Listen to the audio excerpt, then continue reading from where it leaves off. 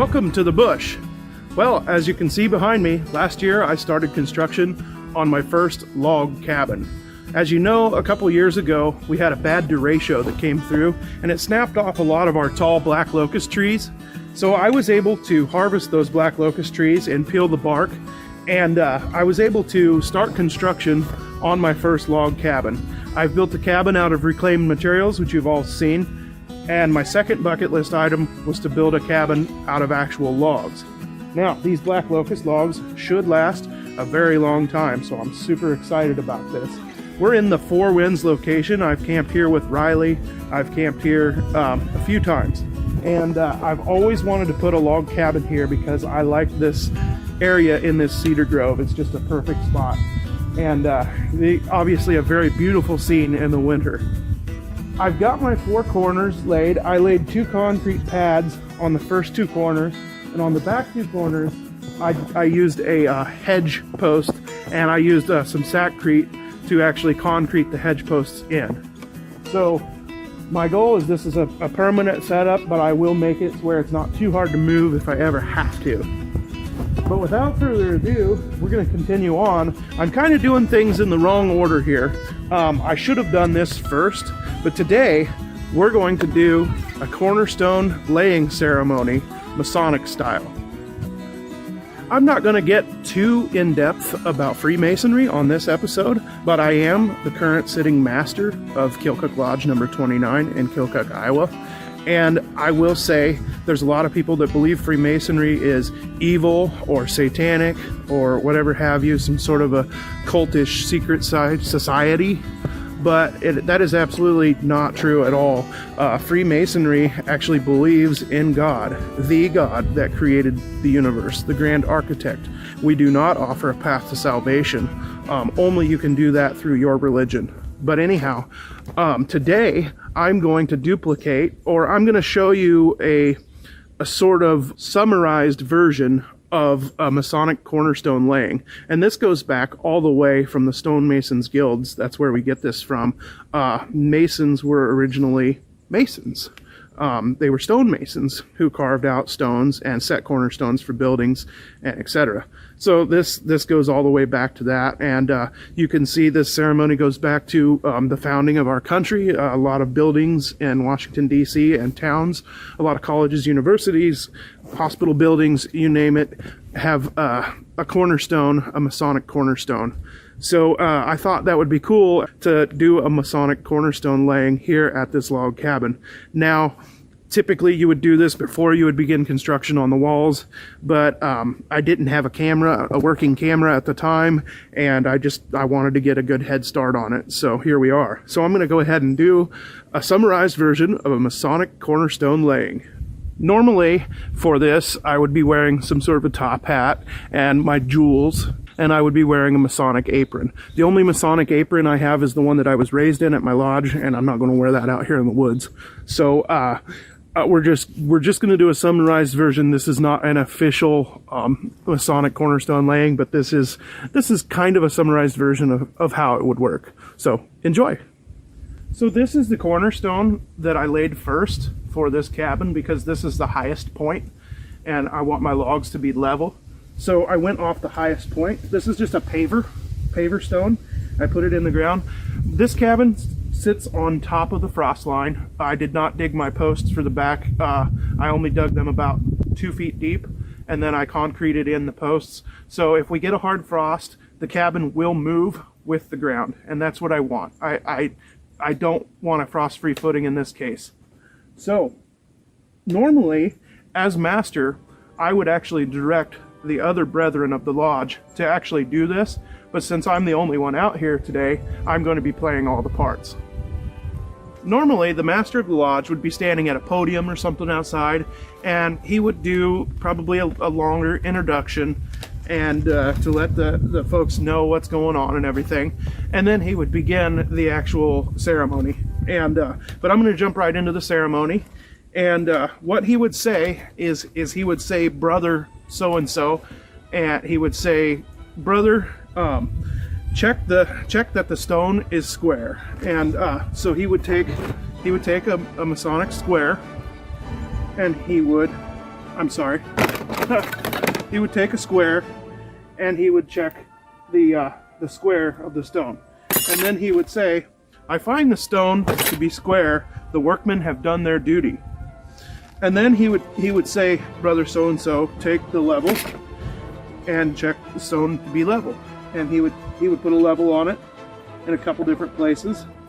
And he would say, I find the stone to be level, the workmen have done their duty. And then the worshipful master would say, brother so-and-so, check the stone to be plumb. Plumb means it's straight up and down. So in our case, we don't really have to worry about that. But he would say, he would check it with the plumb, and he would say, worshipful master, I find the stone to be plumb. The workmen have done their duty. So then the next thing they would do, and you can look this up yourself if you'd like details on it. And I'm willing to talk with anyone about Freemasonry. It's something that I openly speak about, and I'm very proud to be a member of this organization. And I will talk to anybody who has their doubts about it or thinks that it might be evil in some way, shape, or form. But anyway, this is the corn, wine, and oil, which is part of the Masonic second degree. And you'll learn more about this if you go through the degrees, and you can learn a lot about this on the internet. So we start with the corn. I've got an old expired can of corn here I'm going to use. And again, the master would direct one of the brethren to do this. But the brethren would pour the corn, scatter the corn on the cornerstone, and he would say, I scatter this corn as an emblem of plenty.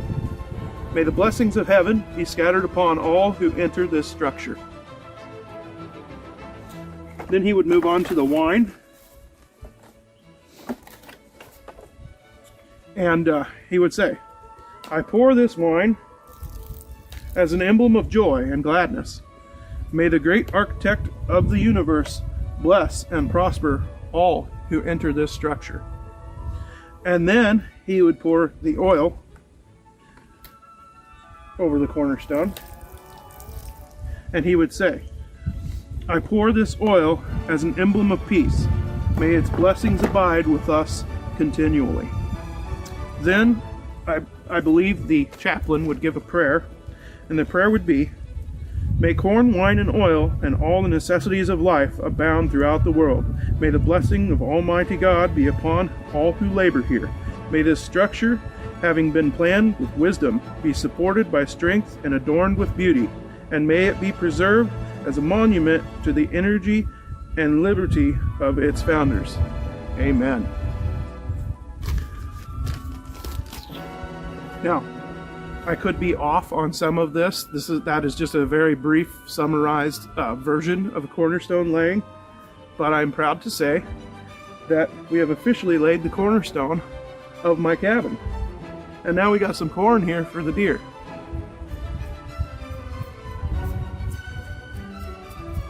And no, I won't be sitting with my shotgun on the other side of the fence.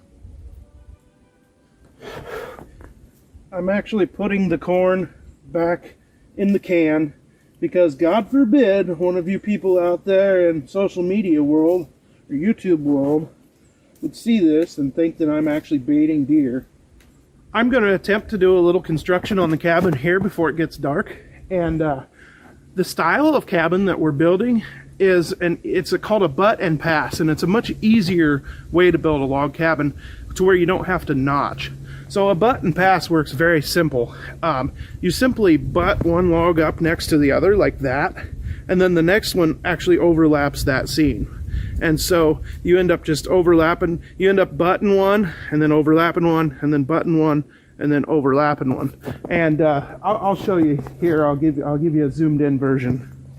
So the bottom one here butts up against the end of the log, just butts up against that log, and then the next one passes over. So our next one is going to butt up against this one, and it'll be an in-between log. And then the one on top of that will go over, will extend over.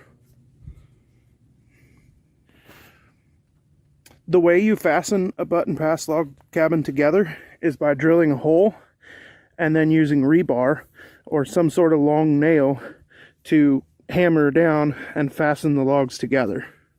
You fasten it on every corner, and then about every 3 feet. So there's one there under the snow, and then one in the corner again.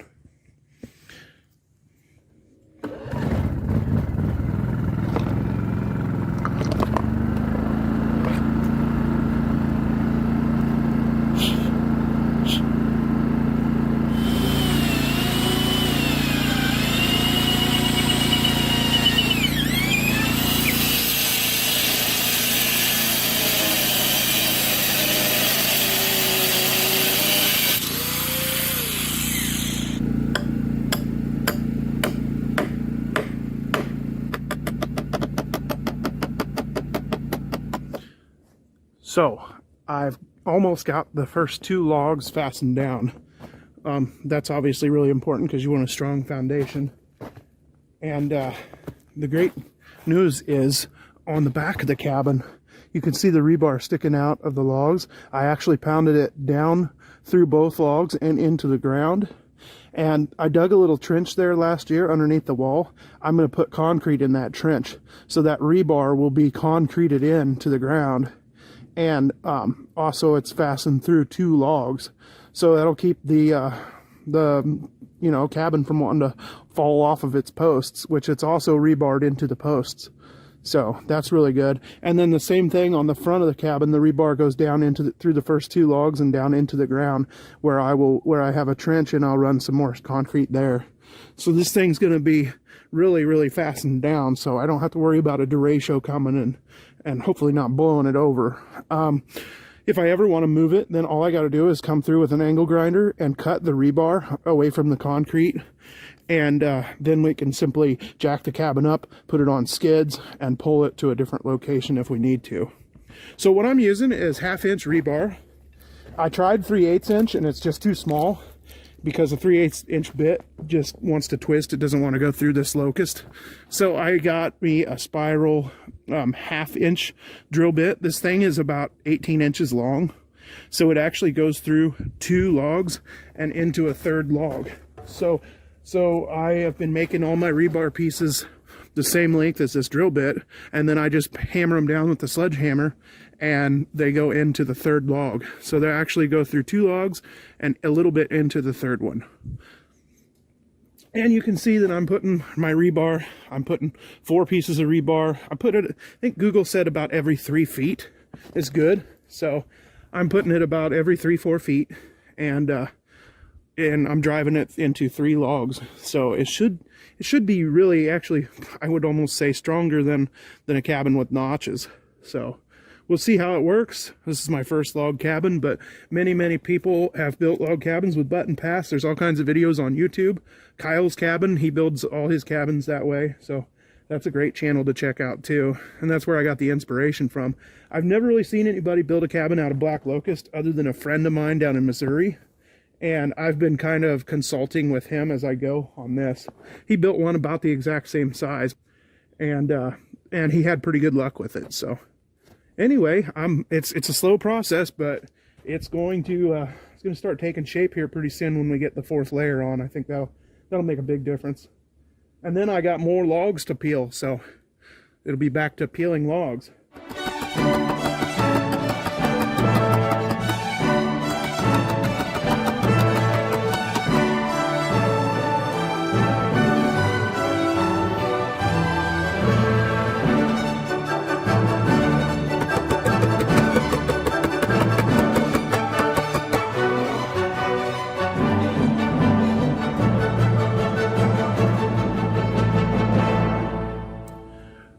Well, that's a wrap for today. I just watched a beautiful sunset behind me.